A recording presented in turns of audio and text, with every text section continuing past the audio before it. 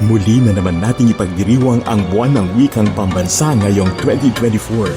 Sa pangunguna ng Kagawaran ng Edukasyon at ang Komisyon ng Wikang Filipino, ang temang Filipino Wikang Mapagpalaya.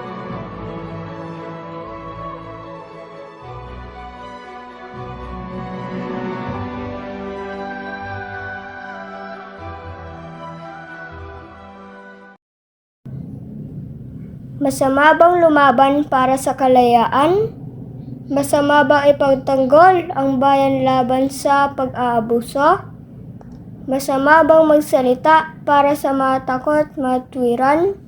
Kasalanan bang ilantad ang mga katiwalian sa ating bansa?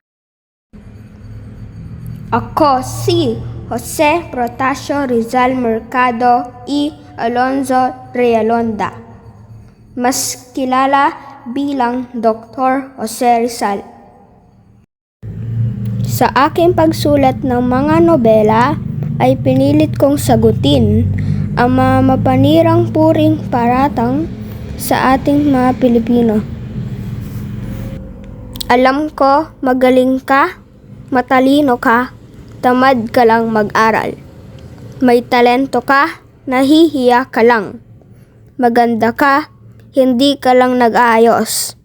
Kaya mo, ayaw mo lang subukan.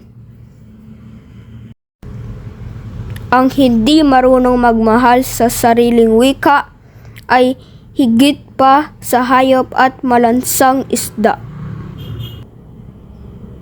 Kapwa ko Pilipino, karapatan mo maging malaya.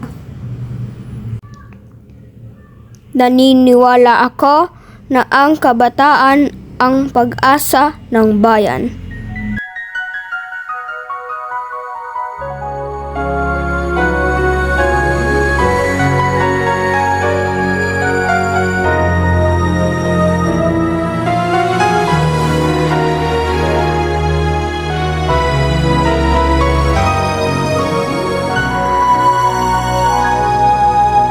Consumatum est.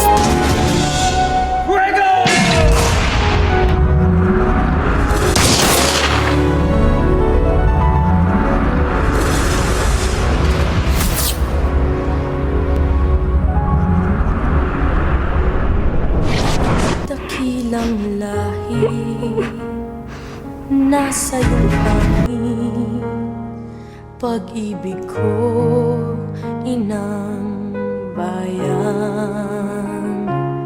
Isinumpa ko, o Pilipino, gagaling ang sugat ng iyong nakaraan. Nang pahiran ko luha ng iyong puso ay natayo muli ang karangalan mo.